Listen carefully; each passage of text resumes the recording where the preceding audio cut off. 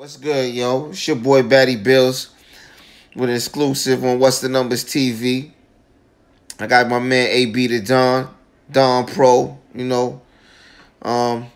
Used to do a lot of things in the industry with the rap shit. Used to run with Max B back in the day.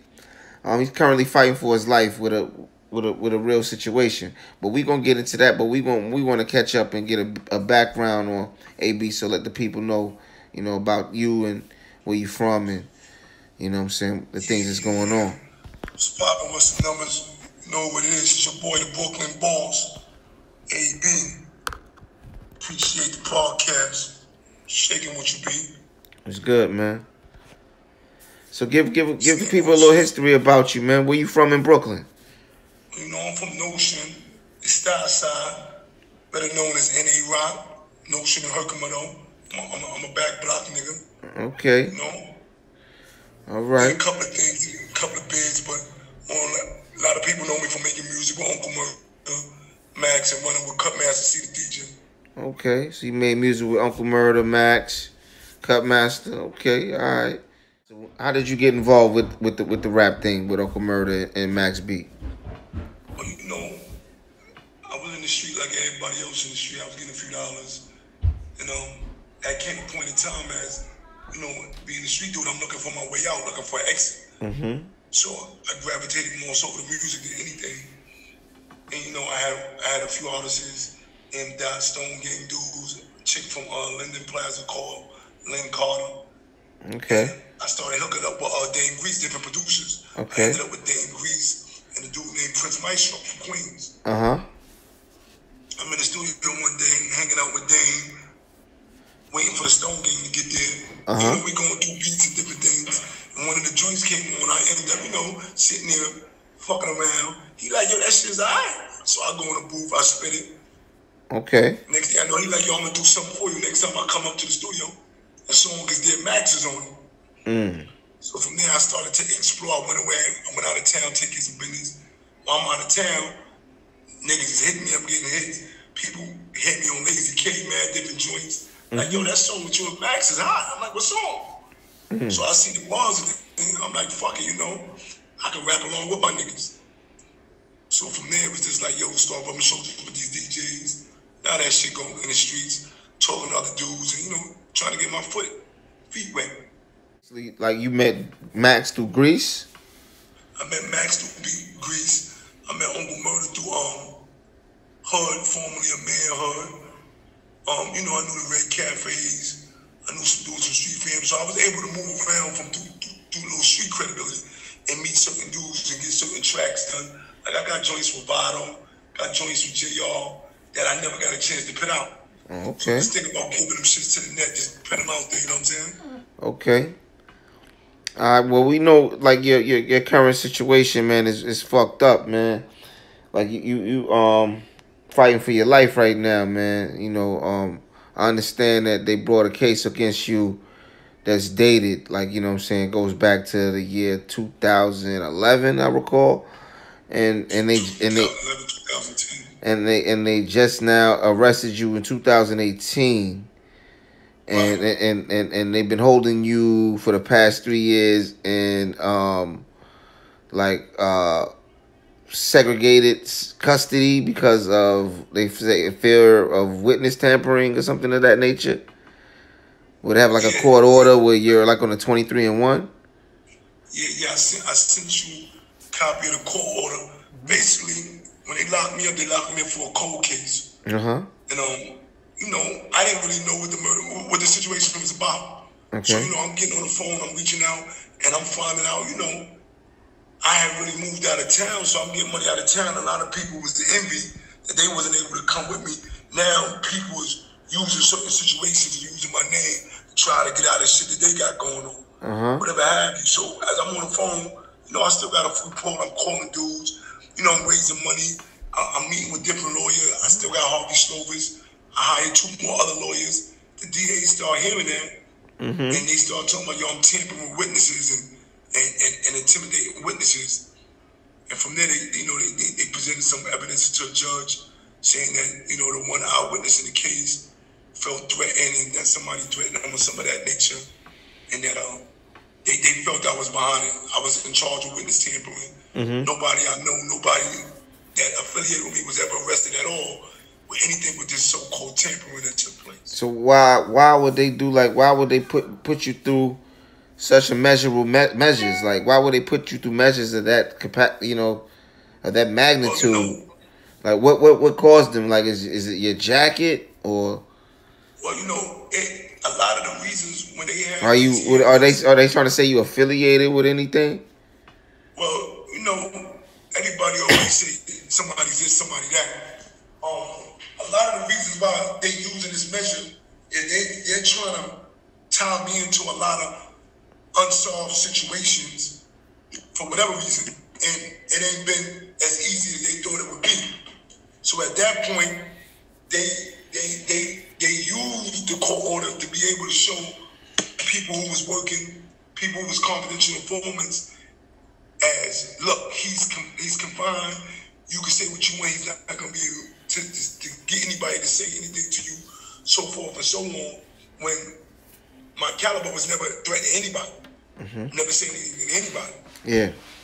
So from there they brought up unsolved crimes that nobody is charged with, and basically try to paint a picture as if I'm running around Brooklyn doing this and doing that at a time period when I'm not even living in none of the 5 boroughs. So basically, currently, you're in the Beacon on Rikers Island. Well, so you're in the Beacon on Rikers Island in a special unit. Yeah, some bullshit unit they done created for niggas that got 23 and 1. Okay. And it's like 3 or 4 other inmates in this unit with you. Yeah, a lot of them cases that you be catching on the news, this is where they kind of pit them dudes at, them high-class dudes or dudes who they think got certain notoriety and their cases or criminal backgrounds or something like that. So basically, because it's been Rikers Island has been in the news a lot lately about a lot of violence and a lot of stuff going on, a lot of gang stuff. Is it still mainly like a blood situation, or is it more like or just like is it inmates running the asylum, or is the police running the asylum, or like what's the temperature on Rikers Island right now, man? Well, I see the news, watch the shit, and I see the propaganda behind it, all the fake news. People fed up, and you see it in the street with the way people attacking cops and even attacking each other. Motherfuckers is fed up. This shit in here. It's 2021, 2022, and the way they dealing with people, as far as in the judicial system, the justice system, and the way they detaining people, it's not modernized. So now you got the officers. They playing like they don't want to come to work. Everybody want to get paid. Nobody want to work. Everybody want to be a boss or a captain, but they don't want to put in the work to reach a boss or a captain level. So now it's basically, niggas gonna run this fight whether it's on the news or not. But that's neither here nor there. But the way they handling people, man, as far as like the housing and getting people to court and taking care of people medical and mental health, it ain't happening. It's non-existent. Wow. So there's no mental health. There's no mental health. None of that. It's just like, all right, feed you. It's just you here. Yeah, you here. You here. And when you get to court, you get to court. And whatever you get. That's it. That's it. And So the mess hall, they bring your food to you. Yeah, ain't no more mess halls in Rikers Island. If a nigga telling you he going to the mess hall, he ain't on the rock, you heard? Yeah. Everything come to the housing area. Everything comes to the house. Yeah, dudes is fed up. And when you get fed up, the outcome. Yeah. You've been in the big yard, Yeah, I've been in Rikers Island too. It's been a long time, but I was just like when I was listening to, like you getting your mail and the opening of the cell and shit, man. It brought back some harsh memories. You know what I'm saying? That definitely. Because I'm not trying to see that, and my heart goes out to you, man, for got to go through this struggle for fighting for your life. You know what I'm saying? As we move forward, we're gonna get more in tune with the with the case and shit, man. So, like, this is a cold case you were saying that happened in 2010, 2011 time frame. Yeah, And yeah. you were arrested and apprehended in 2018. I do recall, Right. right? What March 2018? March. Yeah, March. March 2018. Okay. So during the day that can you recollect the day that you were apprehended? Absolutely. It's up here. I was paroled in my sister's crib, but I wasn't living in New York. So I'm, basically keeping a low profile, knowing papers is on me. That's why nobody was really hearing from me in the music industry and none of that. And I parked at a bus stop on Utica, Montgomery. Went to go in a little restaurant, snatch me some Jamaican food. As I come out, I see the police was there. So I'm thinking, it's a regular traffic situation. They gonna run my license, give me a little ticket or whatever. When I produced my ID for the dude, I noticed they was taking a long period of time to come back to me. Within like 3 minutes, I turned around, the whole block is shut down. They got, uncountable, unlimited amount of law enforcement approaching me with their guns out. They locked me up. They said, yo, you got an I-card for murder. So I'm thinking this is a joke or something. You know what I'm saying? We're joking. I done did 2 different bids. Murder. Long story short, the 71, they took me to the 71st precinct. 79 picked me up from there. When I got to the 79th, and I seen the actual officer that was handling the case, I knew I was in for the long haul, you know what I'm saying? So when you in the 7-1, you see who come get you.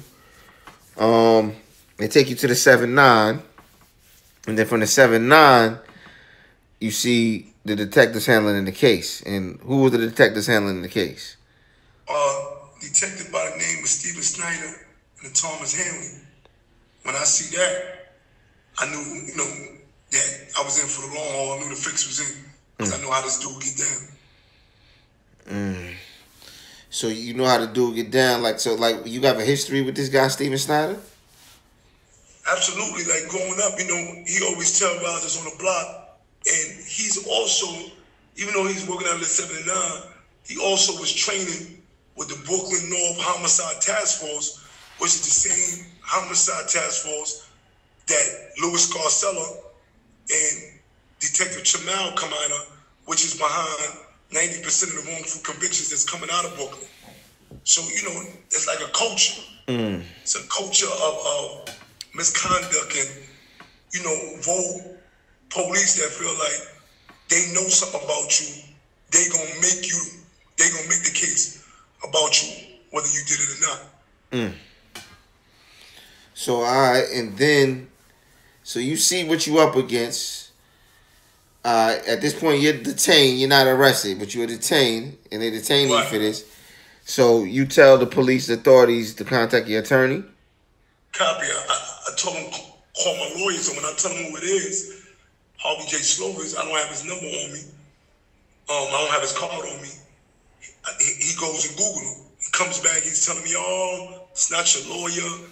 You can't afford this guy, whatnot, whatever. The bullshit police talk. So I said, well, give him a call. His number posted. He calls the dude. Harv tell him, yo, no more conversation with my client. I'm sending somebody down there if you're doing a lineup. And that was that. So then they do the lineup, and evidently I can tell by your current situation, somebody picked you out in the lineup, right? And then from that point, you were placed under arrest. Placed under arrest. All right, and then from that point, when did you get information from your attorney in regards to the case, like to know? Indian proceedings. So, was that the point when they issued the 23-1? No. I'm a regular population. Within like 30 days of me getting locked up, they took their time indicting me. They asked for extension. I guess they was trying to put their numbers together on how they want to present it to the grand jury, since it was a cold case. The way they put it to the grand jury. At the time that the murder happened, and the FBI out of Maryland, out of Baltimore, So I didn't know it then. They pulled a warrant from my phone, and it flagged. So when it flagged, and this is from reading my discovery, I also sent y'all a copy of it. Yeah. They was contacted like, yo, why y'all flagging this number? Where you went with this number? So they was basically told like, yo, he couldn't have committed that murder because we know everywhere is every second at that time. Long story short, they put a criminal analysis on the stand to say that my phone was actually on Kosciuszko when the murder occurred, even though it was pinging off Fulton Street. And that was because the towers was overloaded. In the middle of all this testimony, so they said the towers were overloading and your phone was actually on Kosciuszko Street, but it was pinging on Fulton Street. Which was 2 miles away. Yeah. But that was just, there's an old saying that they can indict a ham sandwich. Yeah. So they was just, making a good presentation just to get the indictment. Before I was even indicted, somebody confessed to the murder. Somebody confessed to the murder. Right. Numerous times over. Okay. The confession was given to my attorney. And my attorney gave it to the district attorney. How did that go? Soon as Snyder found out about it, this is where the larceny and the misconduct came into place.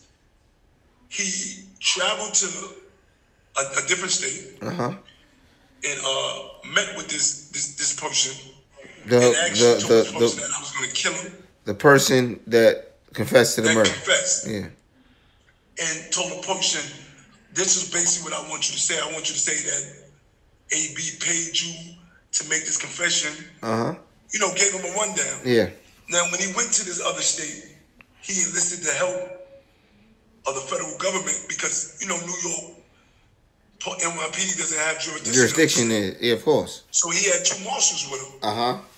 So when this took place, I get smacked with Harvey, and I pushed Harvey on a back burner, and I hired 2 other lawyers, like Jeffrey Chaba, which is an ex-DA out of Manhattan, and Julie Clark, which is like, if you in Brooklyn and you in any trouble, she's a hired gunman. Yeah.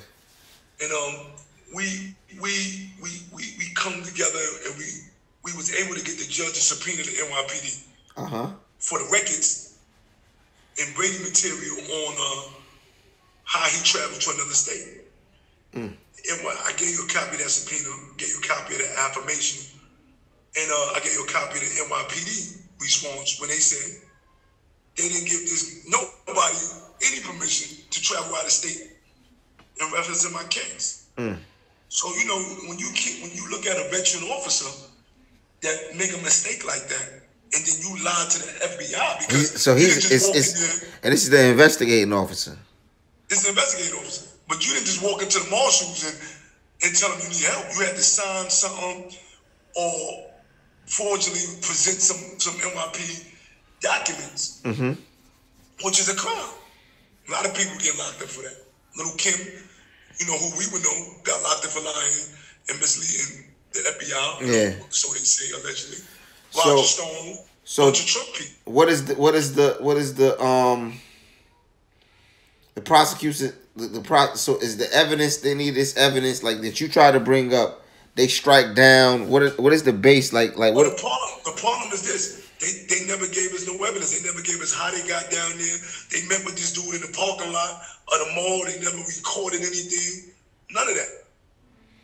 But they never accepted the confession either. Never accepted the confession either. Well, we can't say that because they got a copy of it, but I'm still in jail, so they going under the pretense that I forced somebody to confess. Well, I don't understand how when every phone call you make in jail is recorded. So you would have had me forcing somebody to say. And you've been on 23-1. That's after that. It's when the 23-1 came about, and that was, to my understanding, because the DA presented some stuff to the judge ex parte, which means my attorneys wasn't there, and a lot of the information is sealed. But from what I'm understanding, that and they somehow got the eyewitness in the case, which I really don't know who they are, to say that somebody was asking questions in the neighborhood or threatening them, and it seemed like it was on my behalf. On your behalf? Or at my order. Oh. But to me, me and my defense team, that was just a way for the district attorney, the government, to isolate me to where I can't be able to be in constant contact and connection with my support team. To hinder your fight. Right. You know how they play. Oh, definitely. I know the game that's being played. You know what I'm saying? To hinder your fight, bro. They don't want to see you win. You know what I'm saying? But like this shit is crazy, bro. So you've been in there fighting, and then the reason why you haven't had any proceedings is because of COVID. That and the new bail reform, when it came into play, a lot of people just know about the bail reform. There's a lot of other things that came with it. A new discovery law was put with it. And not that they just got to give you your discovery in 14 days, but now people have to be certified under new statutes of the state. So right when a lot of my defense witnesses, like I hired a gate forensic expert, the leading in the world. I sent you a copy of that. Sent you a copy of the comparison video of the person who confessed and me compared to the walk of the video of the crime that night. I hired a cell site expert. I hired an eyewitness expert, and they had to go get recertified. So as they was getting recertified, the pandemic came. So when you fighting for your life, when you fighting for your life, ain't no cost for your freedom. Without a doubt. You know what I'm saying? As the pandemic come, the first wave, that stopped everything. Then ever since then, the judges is playing on it. I don't know if I want to say the judge or whatever, but they still locking dudes up at an all-time high. But the criminal justice system is moving slower than it was before the pandemic. So now every time it come time, I'm about to pick the jury. One DA got off the case and gave it to another. It's always something. New wave or the DA test positive or everything. But let's get let's get to what we here to do. So that's the game they playing, thinking that they're gonna tire me out or get me to plead guilty or cop out to a lesser offense or something of that nature. That's crazy, bro. So you're not even able to see your kids, your girl, none of that. Well, only person you're able to talk to is your lawyers, right? My 3 attorneys, 2 private investigators, and my doctor. Outside of that, no wife, no kids. This shit is built to destroy families. And more words than one, none. That's basically what it did to me. But again, I'm where I'm from. I'm from Iraq, man. You know what I'm saying? So I'm gonna weather the storm or whatever it is. So they they offered you time already. They offered me a quarter. You said, "Nah, put 12 in the box for that." Right. So every time we presented information to them, expert information, like the cell site expert, the gate forensic expert, they try to refute it. Okay. So we brought up my medical records to show that I can't even run. But in a video of this person that they allege is me in the video committing a murder, the individual was running. Now everybody know, me and you was up north back in 2004. Yeah. And the only reason I met you because I couldn't go to shop. I got disqualified. Yeah. You got medically disqualified. Right. Because you got a non-violent conviction record. You know what I'm saying? Right. And then on a parole violation in 2005, I was medically disqualified. In 2013, on a drug case, I was medically disqualified. So, they make an argument about that. When we showed them the phone records, I tell you the game they played with that. But the person that's actually in the video committing the murder got the phone in their hand. Got a phone in their hand. Got a phone in their hand. So if that's me, my phone would have pinged off that area. Yeah, but your phone pinged from the cell site records I seen the scene. All the 911 calls pinged off that area. So if the phone was overloaded. Some of they, out of 17 calls, all of them, none of them shit was overloaded when they called. 30 seconds later. And then we also presented some light information. We never went hard on it. That they eyewitness, whoever the eyewitness may be, was not exactly where they said they was at to witness what they said they witnessed. And at each opportunity, they came back with something. So it was like, all right, well, let's take it to the jury. But now they're stalling on that. The DA who originally had the case, he's been recused because we're calling him as a witness in reference to what Officer Snyder and what Hanley did. And because there's no way that... So the first DA is Eric Chin? Yeah, Ernest Chin. Ernest Chin. And then I also sent you the NYP disciplinary record on Detective Hanley, who was fired over the same type of conduct. I seen this conduct. And they didn't give that to us. That was stuff that our private investigator was able to find out on their own, which is called Garrett material on the New York State statute, where they got to give us any negative opposition report on any witness they picked up there. We had to actually get that ourselves. They was trying to hide that. All this shit that bring about wrongful convictions. Of course. Like we was talking about your ventures, your global. Let's elaborate to global, man. Why you doing you doing this in jail? Definitely, man. Right now I got global athletics, little sweatsuit apparel. I really made it for the truckers. A lot of my dudes driving trucks right now. I'm heavy in that truck industry. So, they want to be comfortable. You know what I'm saying? So I made it for them, but I'm getting a lot of different type of money, other people that's actually buying it. So I'm going to work on some better designs and things like that. I'm working on a few books we got coming out under Global Publishing. I'm working on Global Logistics, which is a trucking and dispatching company. And possibly, I'm at the table with with a few parent major labels. I might jump back in the music industry under Global Music Group, depending on, how, and we can reach agreement on certain numbers. I always pride myself on being able to close on deals, you know what I'm saying? You see Max be recording from jail, so hey, anything's possible.